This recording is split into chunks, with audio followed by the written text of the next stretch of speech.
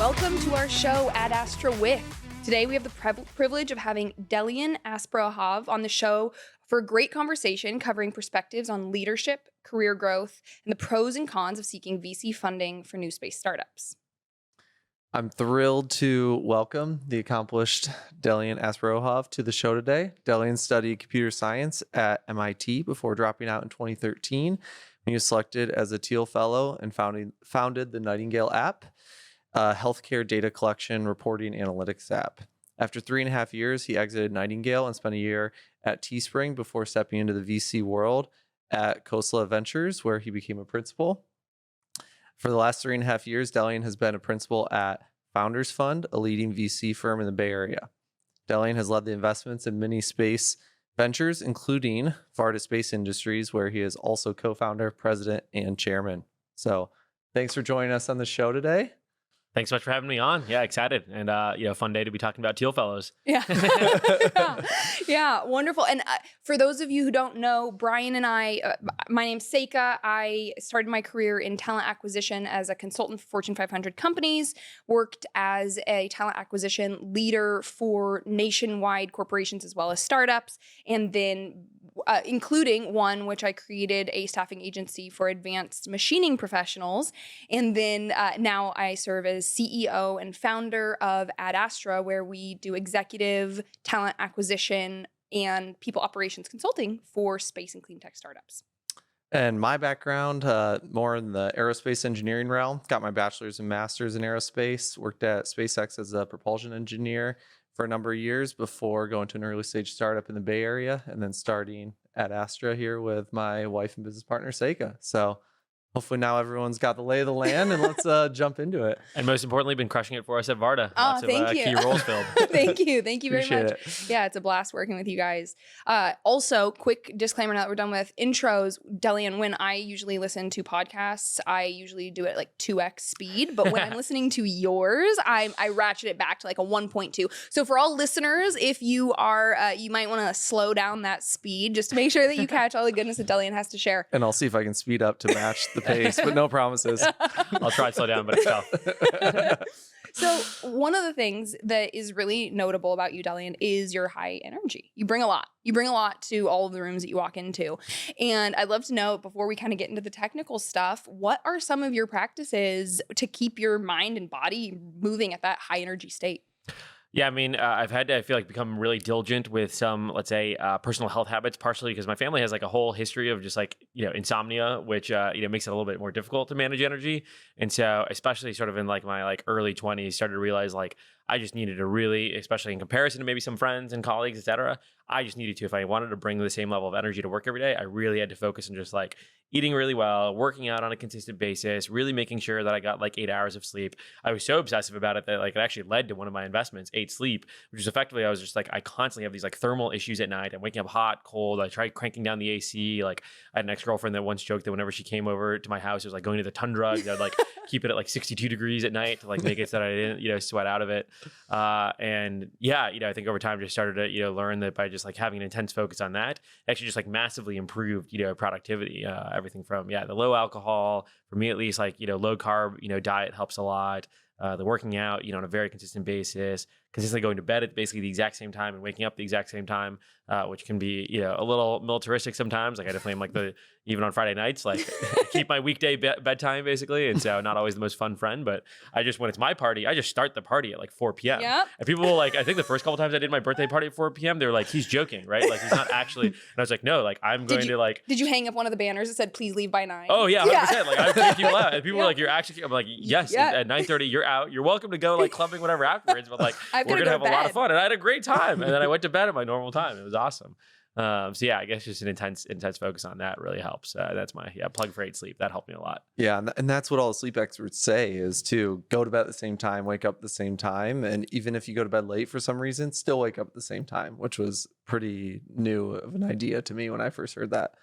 Yeah, it's funny how much of this stuff is just like people think it's like some mystical thing where, it's not totally, understood. But it's like once you do it super consistently and build these like great habits, it also builds up a reservoir, I feel like in some ways of like, then when you do have really great habits on a week to week basis, it's actually a lot easier to like go clubbing for a night and then like actually be recovered and ready to go back on Monday. Cause like you have this just like reservoir of good health habits that you've built up. Yeah, I resonate with this so much. Like my practices, my habits are pretty regimented, but they fill me such good energy. I notice if we travel, go on a vacation, there's not like a gym readily available, or the day's really busy and I don't get to get my workout in. Like I feel my energy plummet, and I'm like, no, I gotta, I gotta stay on my routine. My equivalent obsession of this is I actually now have 8 sleeps in various friends' closets all across the country. So that when I go to visit that city, I can just go pick it up, install it on the hotel room bed, and then like, put it back. So I think right now I have LA, San Francisco, Salt Lake City, Miami, and New York. I have 8 sleeps stored in various friends' houses, or obviously at my own house. Yeah. But it just like actually massively improves my interest and interest in visiting the cities, but also just like ability to be, productive there. And obviously shout out to the 8 Sleep founders for, giving me all those covers for free. To be clear, I cannot afford 5 different 8 Sleep covers.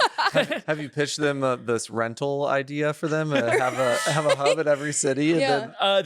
we've been talking about this for a while. I think the equivalent would just like get some hotel rooms in each city, because then I would actually pay more for a hotel room that had an 8 Sleep. So anyways, they actually have, I think now like 6 or 7 different hotels all across the country now that have 8 Sleeps, and they've got even like a little hotel finder thing. So anyways, I've actually not dove into like where they have them and what. I know there's that one company, Wander, that is building those like super high-end like remote retreat places, and they have them at every single one. So anyways, at some point, maybe if like Varda does an offsite somewhere, I'm gonna like make sure we optimize for one of those. It's a great idea. And you've got the Airbnbs that I like to advertise what mattress they have, so for all of the Airbnb entrepreneurs out there, consider 8 Sleep. Exactly. Delian might stay at your Airbnb. I will definitely stay there. I'll pay a lot more than a normal hotel room.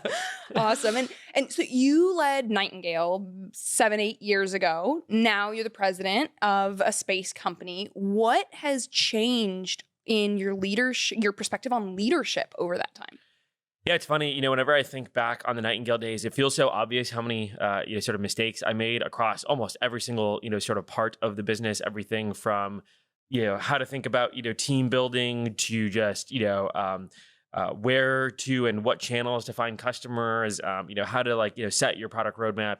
I think like in some ways, or even, how to decide what idea to work on for your startup in some ways. All of them, I feel like I sort of did in the like exact opposite way. Like I'll, highlight a handful. I in some ways, took the angle or approach of I wanted to start a company and then backed into like what problem should I solve off of that, which like, again, sometimes works, but almost never at the like, same capacity of like when you were obsessed with a particular problem, you're like, fuck, the only way to solve that problem is to start a startup. That angle of approach into startups almost always works, sort of better. So the first was just like, just wanted to start something in healthcare, kind of started playing around with a couple ideas, and then effectively just had like an early customer. Nightingale ended up, you kind of described it a bit as this like healthcare analytics platform, but in particular, it focused in on autism therapy. And, people sometimes ask me like, why that particular field, et cetera. It wasn't due to any personal passion. It was literally just like one of the first customers happened to be an autism therapy clinic, and he was the first one that was like willing to pay a decent amount per month. And so we just like super drilled into, that, use case. And again, I do think it's important to, be reactive to the market environment, but I felt like we lacked an underlying mission or like core principles about like what we were trying to build. It was truly just like flowing down to the lowest water source, but that can lead to, a local, maxima in some ways. So I'd say that was like one of the, first mistakes. I'd say the second was, and this sounds just very basic, but just like relying on external advice on like how to do customer acquisition. So we had like a great product market fit with a set of clinics that were like between like 10 to like 50 patients or so. Think of them as like more like SMB, long tail, and very simplistic at the time. But I was like, okay, how do I find more of these? I'm just going to go to the big conferences and talk to people that are on the floor. But if you go talk to people on the floor, all the ones that can afford the booth are the like, clinics that have like 1,000+ patients. And so we're clearly not in our core, sort of product market fit. And so I then, instead of like trying to scale where we had a like spark or product market fit and turn it into a bonfire, I instead just like tried to pivot into, let me make this like high-end enterprise tool, which like required completely different security standards, like user permissioning, et cetera. So we spent all this time trying to like build this product that was not a fit for the people that were actually paying us. And we never quite made it a fit for the high-end enterprises, given that like 2 19-year-old MIT dropouts probably couldn't even do the negotiations for those like high-end enterprises. And so we actually ended up like churning our early customer base while we were trying to like shift to this like larger one. And so I think they're just like a core focus on like, where do you actually have product market fit? And like, I just should have run some like Google and Facebook ads to SMB clinics. Yeah. Those people were very available. This was like, 12, 13, 14. Those like, Google AdWords would have been extremely cheap and just like didn't focus on that at all. And then a third, and this was somewhat a symptom of being a 19-year-old MIT dropout with zero professional experience. It was definitely like tough to get more experienced people interested in, sort of working, with us. And so I wouldn't say that, I did a great job on sort of like hiring and recruiting and really focusing in on that. I just kind of in some ways like gave up on it in some ways, just hired a couple of high school buddies and was like, let's just figure this, stuff out ourselves. Which again, got us to kind of like ramen profitability, but was not hyperscale. And so, yeah, it was not obviously like a, phenomenal outcome or anything. I mean, we raised like a $600K seed round, got into Y Combinator, got to like ramen profitability. So it was like better than achieving nothing. But it was obviously not an interesting financial outcome for me, my investors or anything like that. But I don't think I would be where I am today if not for that experience. You learn just so much as like a, thrust out into the world as a 19-year-old, having to learn about fundraising, marketing, sales, hiring, firing, et cetera. Just like to go from like being a narrow computer scientist and having some outside interest to all of a sudden I had to do everything end to end, I think just made me, forced me to up level to an extent that was, way beyond, let's say like my peers at MIT. So net, I'm still, happy with the outcome. And I don't think I could have started, Varda in some ways without it, to accelerate. It was basically almost 6 years actually to the date. I basically shut down, 7 years, I guess. Yeah, I shut down the company less than that, sorry. I shut down the company summer 16 and basically started Varda summer 2020. So it was almost actually exactly 4 years from shutdown to start. And it was interesting when I was debating, sort of starting Varda the summer of 2020. I remember just thinking the entire time, I had so much sort of like PTSD from Nightingale. Yeah. It was like not a particularly easy, like mental health, physical health, everything experience, especially I was like, especially summer 2020. Oh yeah, doing this like summer 2020 where already things are difficult. You're like, oh my God, things are already difficult. And you're introducing an extremely difficult thing that you remember is very painful at this time. Like, is this really the right time, to be doing this? And I remember, the analogy that I'll give, it's a little dark, but, sorry. But the analogy that I gave to my wife at the time was like, I was basically like, I feel like I'm staring down the barrels of a double-barreled shotgun and I'm putting my mouth over it. And I know what happens. I've fucking blown out my brains before and I'm choosing to pull the trigger again, even though I know what the outcome is, on the other side. And part of it was just like, I told myself when, I finally had to shut down Nightingale, I was like, I'm never doing a startup again unless it's something where I'm willing to pull the trigger on because I know how painful it's going to be on the other side. And I was like, there's just no way. What in the world would I possibly be passionate enough about that I'd be willing to do that to myself, especially after I started to realize like, I really liked being an investor. I liked, having the intellectual curiosity, being super ADD, being able to act as more of like a coach to CEOs than necessarily having to have that, sort of stress internal to myself. And it was just like, I had been so obsessed with the space manufacturing idea for like so long, was frustrated that nobody was really doing it. Summer 2020 felt like it was finally the opportunity where it made sense. Falcon 9 was getting reusable. Launch costs were dropping. It like clearly was economically viable to do. And I thought would have such a large impact on humanity if it succeeded. And I was frustrated because I was like, what if it's 5 years from today? And I'm facing this exact same dilemma of like, still nobody's done it. That actually might be worse than blowing my brains out. And so it's worth blowing my brains out to like, go do this thing. And so, yeah, I remember coming in and being like, God, at the time I told my wife, I was like, you're just going to see me less and I'm going to be like less happy for the next, while, probably decade. But, so far I think it's been worth it. And, it is, been like blowing my brains out. Yeah. Okay. So many questions. I have so many questions about all that. So one, when you're looking back at Nightingale, that kind of item number 3, talking about being straight out of school, right? You don't have that professional experience. You're building a team. There definitely going to be people listening to this show that are coming from that perspective and going, how do we get our company off the ground? So retroactively, what advice would you give to yourself, or hindsight, sorry, what advice would you give to yourself in how to bring on people with more experience?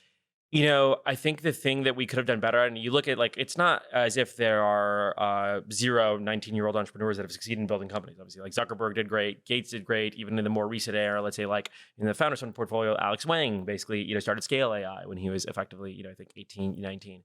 There's clearly methods, of success. I think the thing that I would have done differently is ultimately, you're not going to be able to recruit top tier talent when you're like a seed stage 19-year-old entrepreneur. Don't even try. The thing that you can do is much more regularly and consistently get the advice of people that are at least solving the similar sorts of problems that you need to solve, right? So if I had gone to somebody that had built SMB, enterprise, healthcare software, and had thought through what the distribution strategies should be for that, I'm sure I could have gotten somebody like that to just like give me advice once a month, right? Like you're asking for a very little amount of time and then really just consistently take that advice. It wasn't something that I really prioritized. Like, that I was instead more focused on like, let me just try and drive towards a solution myself. When you don't even know what direction to go in, it's just like so hard for you to happen to stumble into it. And again, this sounds so basic, but like Nightingale raised $600,000. We spent exactly $0 on digital marketing. Yeah. To a like set of like, ABA therapists, like the autism therapist, community is extremely online. There's tons of Facebook groups. Like, again, never like it would have been such an easy way to get distribution to those folks. And it just like, as a 19-year-old entrepreneur, it just didn't occur to me to do it. I was just like, my best ideas were like, let me go to the conferences. And the conferences were like, okay, we got a handful, but like on the ROI, how frequent they were, et cetera, relative to like doing some type of digital marketing. And so I think that would be the thing, because then once you start to work through those first handful of issues yourself, then you can raise the Series A, and then you start to be able to actually access a different level and caliber of talent. Because then at some point, it starts to flip it on itself, where like the company is actually just made so much progress that it actually like obfuscates your lack of professional experience. Because at the end of the day, people are just judging you off of the results. And so ultimately, in the long term, you do need to recruit top tier talent, get them onto the company. But in the early days, going to that top tier talent and trying to get them as like advisors that are hooked in and understand and have enough context to actually truly affect your outcome would, I think, be ideal. And in some ways, I did have some advisors. Like, to be clear, Keith Raboy at the time, still one of my primary mentors, was involved in the company. He did put in like a small angel check. But if I had to say like, what is, Keith's like, top tier, advice and talent that he gives, it isn't necessarily like, SMB, enterprise, healthcare, distribution, right? I'm not saying he's like bad at it or anything, Right. But there's clearly things that he's like world-class at that is not that. Yeah. So finding mentors, finding advisors that are very specific to your niche, and being able to connect with them regularly to ask those hard questions and figure out your blind spots. Yeah, I mean, I still do that today at Varda all the time. Like, I've had plenty of blind spots all along the way, and the way that I've basically solved it. And I've kind of learned, and again, maybe people have different learning styles, but I tend to believe one of the best ways to learn about literally anything is just like go to the experts in the field and literally just have them out like to dinner on a regular basis. Like, you can read papers, you can read blog posts online, you can experiment on your own, but just like sitting down and having dinner with an expert is by far the fastest way to learn almost any field in the world, whether it's like technical, go to market, fundraising, etc. Yeah. So cool. So cool. You guys are married. Right? Yeah. There you go. So, and go ahead. You talked a bit about hiring and getting the right people in the seat and the approach for that. What is your strategy now with this extra bit of hindsight of how do you actually select the right people for your team? What's the approach you've been taking? Yeah, I mean, let's think about even how did the founding team for Varda come together. It was very different than Nightingale. Nightingale was sort of like ran into a couple of friends at MIT, got some high school buddies, et cetera. It was entirely off of like personal relationships, limited filtering on like the skill set. Varda was the exact opposite. If you look at the co-founding team, there's for sure the SpaceX contingent that all knew each other. But if you actually look at like the first-hand hires, most of them actually like didn't know each other at all effectively, but all had the exact specific skill sets that we needed. And so I tend to describe this, and this is very much stolen from Keith in terms of framework, but it's the sort of Hollywood movie approach of filling out a cast as opposed to the like bottoms up approach, which is basically like, let's say we're going to go write the like Top Gun or V2 sequel, right? Who are the people that we like want on there, right? You want it's going to be action based. You want Tom Cruise, and he like knows how to do these stunts, et cetera, et cetera. If you did that same thing with like Tom Hanks as like Maverick, it's just like it's a wildly different film, right? But at the end of the day, they determine that by like looking at, okay, what is the script, and then who is the cast member that best fits for that script for that particular role, and basically engineer it from day one. And they don't like experiment or anything. It's not like they like do the movie with Tom Hanks and Tom Cruise and see which one works best. It's like, no, they like invest $100 million into making the film, knowing that this person is basically like the appropriate, skilled person. They release like a little trailer, but then they basically put the product out there. And I think that's actually how some of the most, world-class companies have been built, right? Is originally, for example, how Keith built Open Door, right? He was like, okay, I need somebody that understands real estate underwriting. I need somebody that understands capital markets. I need somebody that understands like product strategy and growth, and ultimately like built up that Open Door team. And so when I was starting Varda, I was thinking about, okay, what are the like key things that you need? You need somebody that actually understands how to both build spacecraft, but in particular, the unique part about doing manufacturing off of the ISS is having that reentry vehicle to bring things back down. And specifically like spacecraft reentry, having skill set in that, which like, as you probably know, there's not that many people that have reentry experience. Things mostly go to space. They don't come back. Two, having some amount of like, federal, DoD, gov experience. Obviously, even though the commercial market's going to be our end large outcome, you still need somebody that knows how to negotiate with that, given that we're going to need regulatory approval, we're going to need NASA support for heat shields, and then ultimately, ideally, have DoD as an early customer. 3, extreme material science experience, right? Especially given that we're going to be experimenting with a wide variety of materials early on to figure out what has the best benefit in space. Somebody that can actually like, draft across, all of those needs that experience. And in some ways, I'd argue myself, this is going to be capital intensive. And so it requires somebody that is like extremely good at like investing in storytelling. And if you look at like, the first 4 or 5 people on the team, it's literally like Brewy with, his background in like reentry spacecraft engineering, Adrian Radocchio, our head of product, extremely brilliant material scientist that has worked across a wide variety of materials and understands the benefit that microgravity can bring. Eric Lasker, a head of Federal, has like sold, contract to the U.S. Marine Corps with Zipline before joining, something like Varda, and had generally been in, startups before that, 5 years at Stripe. Myself with the background at Founders Fund and, Coastal Ventures. And in some ways, if you look at those, 4 individuals, marrying them together, that's what sort of creates that like, cast for the movie of Varda. And so I think being much more sort of intentional with foresight and in some ways like, architecting, what am I looking for exactly in this person, and then going out and recruiting for it versus having this sort of like reactive approach, to recruiting. So good. So valuable. And then as you're now growing and taking on more and more skill sets within your team, what are the more characteristics that you're looking for within people when you're saying, yeah, we want to hire you, or no, you're not the right fit for us? Yeah, it's funny, obviously early on, there's in some ways like more flexibility because there isn't as much of like a, set culture yet. In some ways, the culture gets imbued by the first, sort of 10, 15 employees. Now, if there is a culture, it's like, you kind of got to fit into that. Otherwise, it's going to be a little bit painful to like, draft you, onto it. And so, recently, this summer was leading a like, search for a role that I didn't probably have a lot of expertise in terms of how to assess. I didn't think really anybody on the team had like great expertise on how to assess.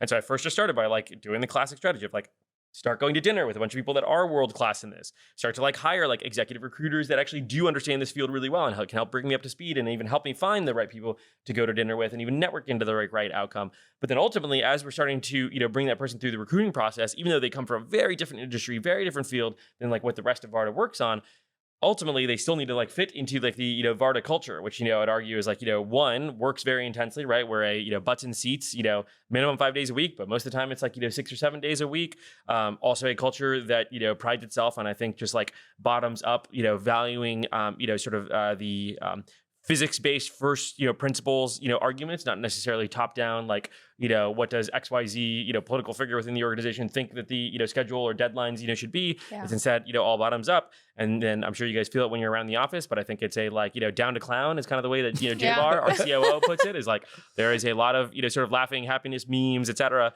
in a way that like, I think is like somewhat almost sometimes incongruous with like the like working really, really hard. Like you see a lot of companies that like don't take themselves seriously, but then there are also these like remote cultures that like, don't actually work particularly hard. They're both working very hard, but then also not taking ourselves seriously is like a difficult, dichotomy sometimes for people, to balance. And so when you take somebody in that is like from a very different field, I've assessed them on all of their like technical skills within their field in some ways, but like the best way in some ways to, make sure that they're comfortable with it is like, we just run them through, 24 hours of just like, embed yourself into Varda and like, can you handle this? Cause like not everybody, can. It definitely can push your limits. Right. And especially when you're talking about an environment where you're moving really fast on technical topics and working together, you're having to rely on a lot of trust. Without that kind of down to clown mentality, right? You've got to have ways of building trust and building relationship. Yeah, I mean, one of the examples that I like to provide in this that makes it, indicative of why sometimes it can be like difficult at Varda is like our BD team, like at any other company would be probably the most technical people at that company. And at Varda, they're the least technical, right? So like our head of BD has a quantum physics background and like optics background. Our like, Federal BD has like a mechanical engineering, background. And then I'm like a computer scientist and went to MIT by training. And that's like our, BD team, right? Let alone like, the like technical teams that you have to, go up against. And so, I think it provides this interesting, like, okay, you better come in with your technical, acumen and arguments, because that's ultimately how things are going to be decided. But also some level of like, if you're successful at Varda or doing well here, it probably means you can speak on some technical level, which also then makes it a little bit easier, to kid around about it. Yeah.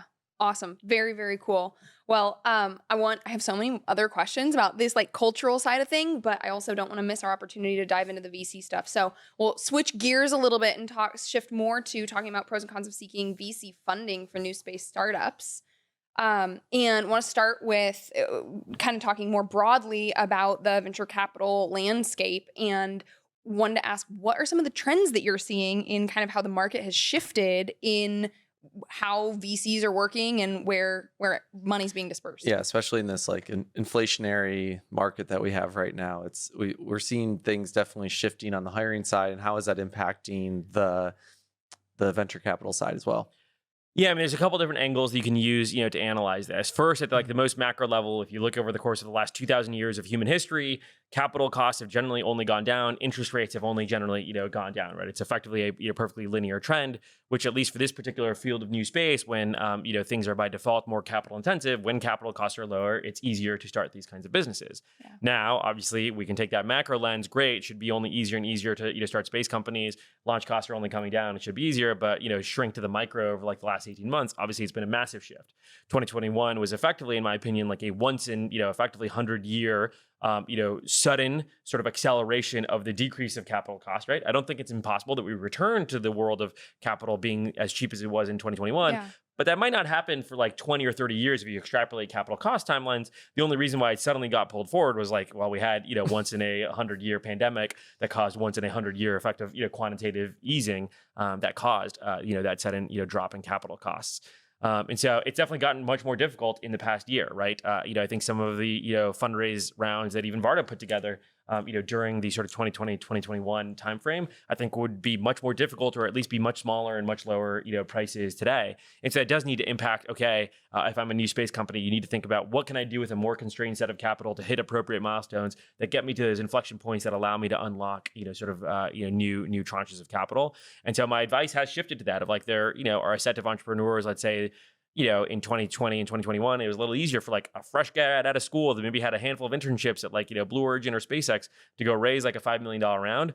That's not happening anymore. Like, good fucking luck even doing that as like a 27-year-old that has like had, 5 years at SpaceX. And so in some ways, my advice has had to, shift based off of that, where there may be some entrepreneurs where I would have really encouraged them to do what they're doing. And instead, my feedback, it's happened twice now in the last 3 weeks where I've just been like, I think you could spend 6 months fundraising for this idea and this team that you have. You might get a little bit pulled together, not nearly enough to actually be able to like accomplish like the milestone that you need. My feedback to you is like, just join one of the companies that has, gotten recent funding and use that as a way to build up your network, your expertise, your brand, et cetera. Which in the grand scheme of things was like the answer for every fresh grad up until this like freak, 2021 scenario. So yeah, I guess, it's more difficult, but I'm still extremely, optimistic about, sort of the new space, let's say economy. Obviously there's still just so many massive underlying trends, everything from an increased focus by the DoD, in the world of, space, everything, from, the hypersonic missiles that they're talking about to the ISS coming offline, to obviously the Artemis program, tons of budget that's, going into that. And obviously, especially as the DoD steps in, that it's a massively larger and more unlocked budget, than NASA. Obviously, I think, Falcon 9 is only going to continue to improve its, sort of reusability, reliability, increase in cadence, and beyond even just SpaceX. There's lots of other launch providers coming online. I'm not quite as optimistic as some with like, oh, we're going to see like $100 a kilogram launch costs in like 3 years. It's like, slow your horses. Like, even if Elon gets Starship working at that point, which even that is going to be, quite a bit of effort, he's not going to just like, immediately drop launch costs for no reason. Like, he's got pricing power. Like, why the hell would he give up all that margin? And so that's not happening anytime soon, but it's going to continue to improve. And then obviously there's just every single part of the supply chain, or generally the economy within space, whether it's just like the satellite operators, the providers within the supply chain for all the individual components, the end markets that you can pursue, I think are expanding a lot. So it's a great time, and I'm very happy that I sort of made my bet on aerospace being the career in 2017, 18, sort of seeing in advance that this exponential growth was coming. Yeah. Have you been finding that the funds out there in this last year or so, or maybe even 6 months, are they raising money for their next fund? Like, are these funds still having like building up the capital to deploy next year and the year after, or is that becoming more difficult for them to go seek high net worth individuals and raise their fund? Depends on like, the fund, obviously, for the tier one funds, obviously like Founders Fund, it, effectively has had zero impact, given that, our returns, even with the, sort of current downturn, still look phenomenal. We returned so much capital in, the last, 18 months, more than we've ever raised, to date. So that, there's still significant interest. And I'd say for most of the tier ones, that's, generally, true as well. As you start to back into the sort of, smaller fund, tier two, et cetera, for sure, there you're obviously seeing, some funds unable to hit targets, taking much longer to actually, be able to raise. And then even if people have, raised a fund, Founders Fund included, we're not necessarily obligated for any reason to deploy at the same pace that people were deploying in 2021. And so, I think these fund deployment timelines will look larger. And in some ways, ultimately, if you think about the fundraising market, it always just comes down to, supply and demand. There's been a massive supply shock in the market, and like there's been a bit of demand shock on like the founder side. Like people are going out and starting companies a little less frequently. They're not fundraising as much, but it's nowhere near the level of supply shock. And so ultimately, what's going to happen is like, either some companies are going to completely, fail to fundraise. There's going to be some that continue to defer because they like don't want to accept the reality that they actually need to do a down round, but then they ultimately will have to. And so we still haven't seen this, fully shake out, right? If you look at the, Fed, it's still planning on, raising, interest rates. And so obviously that hits companies, like us in DCF modeling the hardest, given that, especially in new space, a lot more of the revenue is like, super deferred, long-term revenue, which higher interest rates just discount, the value of even more so. Yeah, it's not an easy time for sure, to be out there. Glad that I don't need to think about fundraising anytime soon. It sounds like you're in a nice spot being at a tier 1 fund too. So yeah, that makes sense. Nice. Being at a tier 1 fund and being the founder of a company with a large balance sheet right now, I'm doing all right. Fantastic. So can we maybe take a step back a little bit here? I don't know that everyone in the audience knows too much about venture capital. Can you describe for us a little bit what makes a company a venture capital company? What makes them marketable to venture capitalists versus any other company? And what are maybe some of those like fundamentals within to teach someone right off the bat about venture capital? Yeah, I mean, the best way to think about whether or not you're a venture capital company is to think about what is the fundamental structure of venture capitalists, right? And, it's sometimes a little bit, difficult to blend the line between like venture capital to private equity to, hedge funds, especially as you're starting to see some of like the, tier 1, hedge funds start to enter into, venture capital. But probably the easiest way to think about it is just ultimately, how do they think about portfolio and return construction, right? A traditional, PE, you're ideally, making money on 90% of your deals, maybe losing money on 10%, and the, sort of return that you're looking for, even with your best deals, is like 2, 3x or something like that. And that generally, turns out to be a, decent portfolio across it. In venture capital, fundamentally, things are effectively, driven by the power law, which is, most of the time you have in a portfolio of 10 companies, 6 of them effectively fail. One of them, sort of, brings you money back. 2 of them maybe get you like a, 2x, and then one of them basically dominates the entire fund by being a like, 10 to 100x, return. And that's where the phrase like return the fund comes from, right? Exactly. Yeah. Ultimately, in some ways, my primary filter when making any investment at Founders Fund is, justifying to my, sort of partners and colleagues, is this a fund returning investment? Because ultimately, we actually can't make our model work by just heading a bunch of like singles and doubles. The only way, if you study all of venture capital history, that these things typically work is like they're defined by like the handful of basically like home runs over the course of the history of the fund. And so you need to basically filter for that, in the upfront. And so in some ways, again, that's sort of the answer on the, company side of things is venture capitalists are only going to be interested in your company if it's super high risk, but if there's high risk, there's extremely high reward. So there are definitely new space companies that do very interesting things. They might do some, subcomponent, power system, solar panel, radio, or something like that. But that if you study, like, even if this works perfectly and you capture 100% of the market share, you can only get to like a, $200, $300 million outcome. It's not really going to be a fit for most like, tier 1 large scale venture capital firms. There might be like some new space angel types that are totally fine with that. But again, that's not necessarily venture capital. I would argue that's a very different type of capital. And so if you do take venture capital money, also you need to recognize that the implicit bias and the push that you will get from your venture capitalists is effectively to aim for that sort of moonshot higher risk outcome. If there are actually a year and a half in after you take the investment, 2 different paths that are open to you, one that's a very safe path that generates a 2 or 3x versus one that is like a 10% chance but generates 100x, your venture capitalists are very much so going to push you for that 10% chance of 100x because they can actually do the expected value return across their portfolio and be like, great, I want to aim for a 10x. And so I want you to take that higher risk one, which isn't necessarily always aligned in the founder incentives. Obviously, a 2 or 3x. And if you own a decent amount of the business, can actually be a phenomenal outcome, financially as a founder. And so I think you need to recognize what you're getting yourself into if you're taking that type of capital. It implies a certain methodology for governing the business. I think at Varda, for example, part of why we're so comfortable and excited to go down that path is if you look at a lot of the founding team at Varda, they've all actually had pretty decent outcomes before. There's a lot of people that were early at SpaceX, Stripe, my background as a venture capitalist, where like to me, a 2 or 3x outcome actually doesn't really meaningfully shift the needle for me as a founder. The only thing that does is that true home run outcome. And so in some ways, our whole founding team is aligned with that. We are only going to take the sort of high risk, super high reward path. Obviously, I don't think anybody was thinking that Space Factories was low risk, low reward. Yeah. But Fantastic. Let's see here. So, How much Yeah. time goes into assessing companies that are pitching to you? So like for people who haven't been in your position and had companies come and say, hey, we want your money, and have seen Shark Tank, right? Like there's the pitch period. What is the other assessment elements that go into deciding if a company is right for you?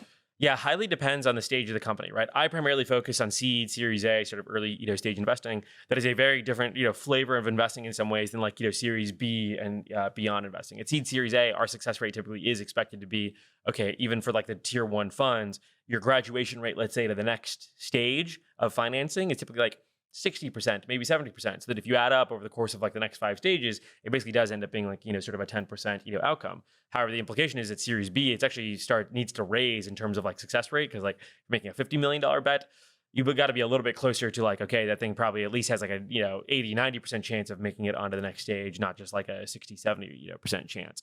And so because that a lot more diligence, will go into place. And then obviously the business has typically been around for a lot longer. So there's a lot more to dig into. For a seed stage thing where it's like we're basically the first venture check into it, it effectively just comes down to like there's it comes down to basically 2 assessments of the company. The first is what is the sort of total upside if the story that the founder is telling you works, right? And part of that is it's a 2-part process. Like, does the founder tell you a good story? And then 2, if that story is correct, how large is it?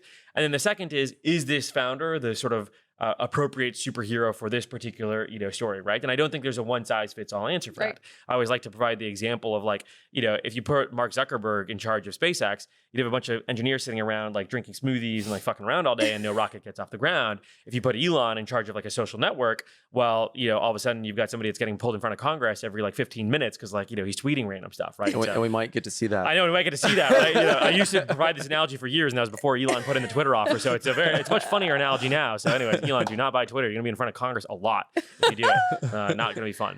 And so I think there's no one answer for like that superhero. In some ways, it goes back to where we were talking about that like sort of early team building. How do the skill sets align with the core risks of the business? I think about that same thing here, where it's like how does this co-founding team's background, experience, the skills that they have align with what is necessary for this particular business. With something like that, it's one of these things where it's like you kind of know within like sort of a meeting or two of the founder, especially in like aerospace world where it's such a tight network. Like one of the first things that I do is I just go ping everybody at Varda that like worked with the person at SpaceX, especially if like I've had a handful of times in the past year where like the person literally like was a direct report of one of the like leaders at Varda, and so I just tell them, hey, was this in your like top 50%, 25%, or top 10% of reports? And unless it was top 10%, it's like, well, it's an easy filtering criteria. It's not necessarily immediately a no, but like I obviously like use that as a data point, into the equation. So those things typically you can kind of know within like the first pitch or two, and let's say within like a week or so. Series A is a bit more, obviously, again, it somewhat is correlated to the Series B's being really intensive. There, you're typically, okay, you want to probably talk to like a handful of potential customers, understand the value proposition. I typically really like to dig into at a Series A. You typically have a company that is anywhere between 10, maybe 15, maybe even 30 employees.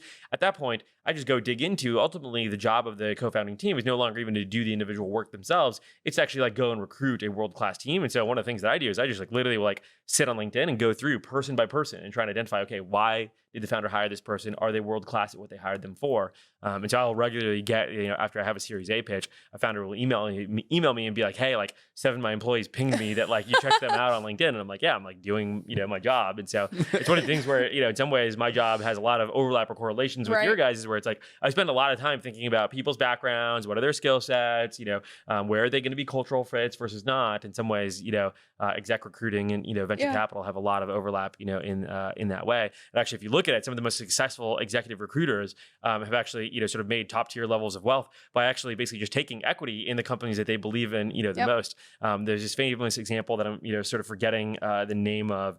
But I would always, some of my mentors would always provide it as an example. He basically, over the course of like 2003 through 2009, placed the CFO of Google, Facebook, and LinkedIn basically back to back.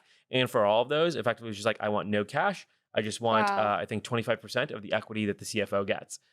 Turns out CFO's got a lot of equity. Turns out 25% of that equity is a real good outcome for those executive search firms. So anyways, there's a lot of overlap between the two worlds. Yeah, very, very cool. If you had to put a number on it, or you had to paint a little bit, add a little bit more color to the picture for those seed rounds, how much what percentage would you say is kind of the chutzpah of the founder, the fit of the founder, and how much is kind of the idea that they're coming to the table with? It's a good question. I'd say it almost feels like it's sort of binary on the idea versus the founder can exist on a spectrum where it's just like, at least for a fund like us, it's very clearly, if this works, does this at least generate a $10 billion company? Because we say at the end, at best, maybe own 10%, 10% of $1 billion company, $1 billion fund. That's basically like, a fund returner. And so to me, that's much more of like a judicious, like there's no percentage in some ways. It's just like either yes or no. And then like the, founder chutzpah, I think in some ways, very much so, lies on a spectrum. And sometimes you're also comparing it to like, okay, what are the other people that I've met before that have thought about similar problem sets, et cetera? Where do I like, sort of, rank this person, across that, spectrum. And so, I guess hard to break down the, percentage between those two because they feel like they're actually like very different in terms of how I assess them. Yeah. One's binary, one's a spectrum. Yeah. Very cool. That's really good insight. Wow. So when we're looking at venture capital, there's other sources of getting money. What are some of these other sources of raising capital that a new space company could look to, and what are some of those advantages or disadvantages when compared to venture capital? I guess there's a few options. Obviously, the default is effectively bootstrapping. It makes it difficult to do early on if you're a product-based company, and so typically you're having to do some sort of blend of services plus products. You look a little bit more like a consultancy early on, which can kind of affect your culture in poor ways. The second area can be some of these like early stage DoD funding, SBIR, type shops. I think it's really hard to scale, beyond those, and so difficult to do. And then probably the third is these sort of like new space angel groups that again are fine accepting an outcome that is maybe closer to like 100, 200, $300 million outcome. And so if the type of idea that you're working on sort of more categorizes itself in that area in terms of upside, those can be the appropriate ones. But at least as somebody who likes to, at the end of the day, in some ways, whether you're building a $100 million company or a $10 billion company, the amount of effort that goes into it is basically the same. I would much prefer to just build a bigger one since that just has more impact on the world and more financial upside, or sometimes even the financial upside is actually equivalent, but I just care about having a lot of impact on the world. And so I would argue, when it's available to you, venture capital is obviously by far, sort of the best approach if you're optimizing for, impact on the world, which is at least what I care about. Not everybody does. Founders have different preferences. Some want lifestyle businesses, and venture capital is not great for that. You don't have a great lifestyle. What are your perspective on the SBIRs? Do they dilute your attention, or are they a source of easy capital? And how do you decide when to go the SBIR route? I think it only makes sense to go down the SBIR route if you have a very clear path beyond that leads you through to phase 2, phase 3, eventual program of record and understanding of that. I think it can be very easy to get sucked into the like pure R&D. There's no clear operational program that if this SBIR succeeds, that it fits within. And so being really stringent on making sure that the sponsor of your SBIR is also the same person that has a program office that is effectively like working on what you're going to work on. And so, my default would be, let's say like statistically across all the companies that I've seen in space and the SBIRs that they work on, it's probably like 70, 80, maybe even 90% are effectively, more the distraction, type. And so, would more recommend that people just, focus on their end commercial customers and build up more progress to the point where the DoD just has to accept, your solution. In some ways, like Starship is the, epitome of that right now, right? The Artemis program, when it was first being developed, by NASA, definitely did not have, Starship as the primary vehicle or a key component of it. But, as Elon brought it online in some ways commercially, now they started to reorient their programs around it. And so in some ways, you're just better off actually not doing the SBIRs and just bringing, your tech to market rather than, getting distracted by some like DoD R&D offshoot. Fantastic. Yeah. So at the New Space 2022 conference in Seattle, we heard that the average length of a first marriage that ends in divorce is 8 years, which is similar to the length of time that VCs and startups are partnered. And so it's, the commitment's similar, right? You got a similar marriage if it were to end in divorce, and a VC relationship. What advice do you have for startups in choosing the right VC spouse? Yeah, I mean, it depends on whether or not you've got a choice. Is the first probably question. I'd say most startups don't have a choice. You only have one or two offers. You got to just kind of take the one that actually lets you get all the way there. But if you are in the fortunate position where you have a lot of choice, I typically like to optimize for somebody that's just seen the nitty gritty details of the particular space that you're in and has been thinking about it for quite some time. So let's take, an example, recently that I was a primary investor in at the seed round, Hadrian. At the time, they had, sort of competitive offers from effectively every venture capital firm under the sun that, worked in aerospace.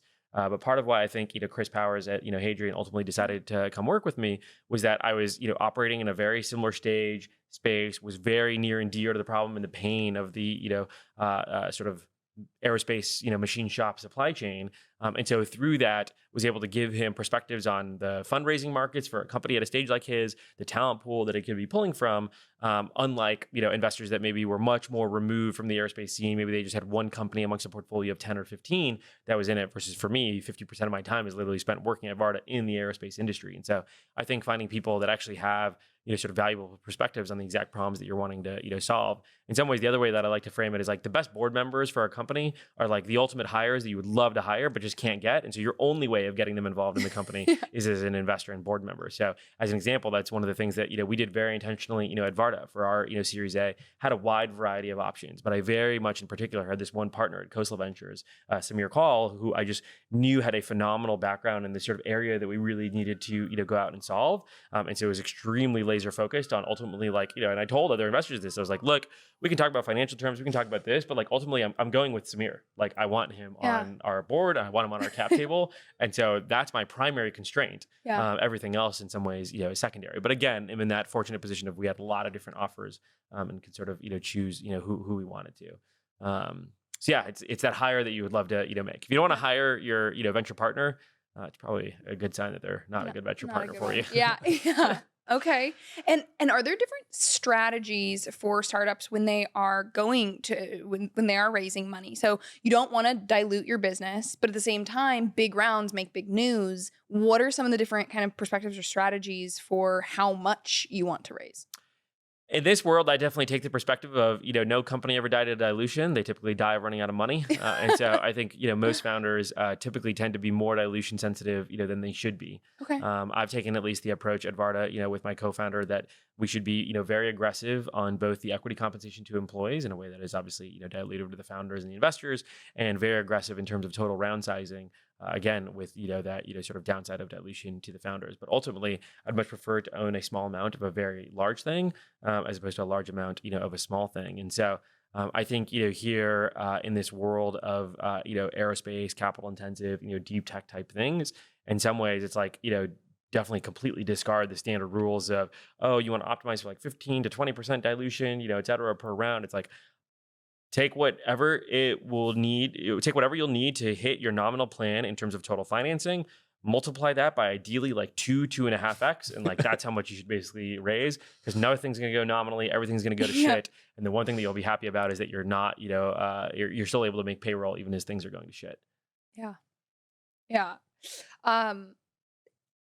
Okay, great. Then my next question, I was going to ask about dilution, but yeah. So on Shark Tank, they're always talking about, oh, we should get multiple sharks, all the expertise we bring to the table. Do you find that you should be picking your VCs? And I think you're talking about this already with your board members, but a handful of VCs get brought in each round. Are you finding that most VCs bring value to the table in growing the business beyond the capital? Is there a lot of expertise that's found for the founders by going back to that VC and say, hey, I need help with X. Can you connect me with that? No, I would say like 95% of VCs are completely useless outside of the capital that they bring. But I think most venture investors are actually pretty aware of that. They might try and pitch you on something, but the ones that are actually self-aware are the ones that I'm much more a fan of. And I think it's actually quite hard as an investor to actually be valuable to a founder. It requires significant context, expertise in the area. So there's 5% that are valuable. It can be extremely valuable. But how could a founder find that 5%? In some ways, the best way to do it is just like talking to other founders that the investor has invested in and understanding like what they bring to the table. And so there are definitely, investors that are on the Varda cap table and maybe even own a significant amount. And I'm aware that they're not going to be like helping me like operationally as a founder, but I've made that trade-off of I still want them involved because I appreciate their conviction in the business. I like working with them. Generally, they may be helpful in maybe finding future investors. So they, have a subset of value that is strictly within like the, financial world, i.e. like their dollars bring more dollars. And that's perfectly fine by me. I'm Yeah. not necessarily expecting them to, but I am very intentional about it. I know that this very particular person is going to have significant, sort of operational value to the company. I'm going to, sort of bring them, on board. That was why I was so intentional, sort of with Samir in the Series A. So yeah, I think it's, it's a rare exception, let's say, to be able to find a investor that's truly valuable. And the only way to really assess that is to talk to the other founders that they've worked with. With Samir, in some ways, I kind of lucked out in that I literally worked with him at Coastal Ventures, so I was very aware of the value that he brought to the table. So I knew exactly what I was sort of getting myself into relative to a founder that obviously can't necessarily have worked at a venture capital firm with the particular partner. And so then your only best way of finding information is talking to the founders they've been on the board of. Or just trying to spend a lot of time with them during the financing process. But again, that also is just like not the highest ROI of time. Like you're better off just like ripping it and taking the 95% that are useless rather than like spending weeks and weeks or a month really getting to know somebody to really make sure to assess that they're in that 5%. Your default assumption should just be no, they're useless. Yeah, including myself. I'm useless by default. You mentioned Hadrian, very cool company, right? They're building revolutionary manufacturing facilities that service the aerospace industry, and a company like that with that many machines, right? That it's very capital intensive, far more capital intensive than like a software company, right? So for companies that follow that sort of trajectory where they're very capital intensive up front, do you see those sort of startups as that going the VC funding route is the right path for startups like that? Yes, and it's also not necessarily predictive that a software company with low capital intensity is necessarily going to have better returns, because the lack of capital intensity and the simplicity of the technology that they're bringing to market also prevent there from being much of a moat. In some ways, my job as a venture capitalist is to aim for the long tail of returns and try to emulate those. And if you look at some of the most valuable companies on the planet, Tesla, Apple, et cetera, those are hardware-based, capital-intensive, highly complex hardware-based solutions. And ultimately, they've made investors a fuck ton of money. Right. That is my job, is to make a fuck ton of money. Right. And so I think the best way to make a fuck ton of money is to invest in highly complex, technical, capital-intensive, hardware-based companies. And I think Hadrian's a perfect example of that, in that I have a lot of comfort in underwriting what is that financial upside, do the customers really care about it, and that is a type of model where, yes, venture capital is a perfect fit for it, given that you can use that to build up a large balance sheet early on, and then use that to actually fund most of the purchasing with debt, where you can actually convince debt providers to give you a lot of capital because you have that venture equity on the cap table as well. We have a lot of comfort with that model at Founders Fund, especially relative to other venture capital firms. A lot of our top performing companies have actually been sort of debt driven companies where they use debt as a fueling mechanism. Now, debt is very dangerous. If you don't know what you're doing, it's the fastest way to turn a $100 million venture equity fundraise into a failure. But at the same time, if you do know what you're doing, it's the way to buy $10 billion worth of machining equipment while only having raised $500 million of venture equity. Yeah.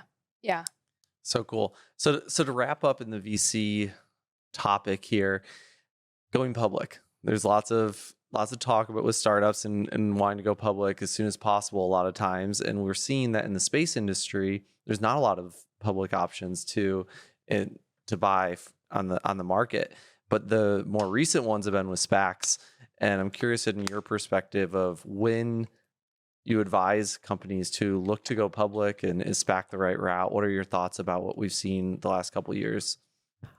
I think SPACs have largely proven out to be a mechanism for a set of companies that had no alternatives, and is not necessarily the ideal alternative. I think when you have the option, and if you do, or have the benefit of choice, the IPO is by far sort of the best option. Yes, it comes with a lot more regulation and complexities with setting the market pricing and generating demand, et cetera. But I think ultimately, in some ways, being able to go through that process is indicative of the fact that you are actually ready to go public. I think in some ways, by having lowered the barrier to entry too much, the SPACs actually ended up putting some companies out on the public market that may or may not have been ready for it. The public reception may actually end up killing those companies. I think sort of public retail investors think about the world in a very different way than a venture capitalist does. They don't think about power law outcomes. They don't think about super long-term mindsets.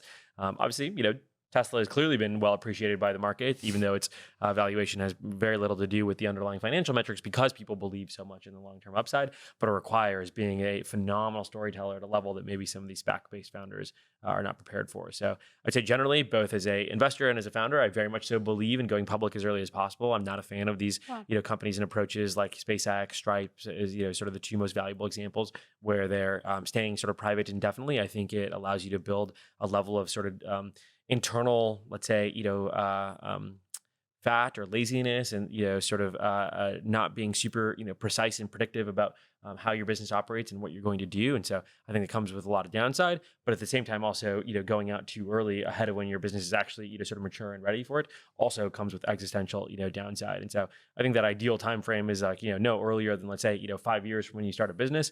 But if it's 10 years in and you're still not public, there's probably something fundamentally wrong with the business, or you're just being lazy about bringing it to the market, which is also not ideal. Yeah. Awesome.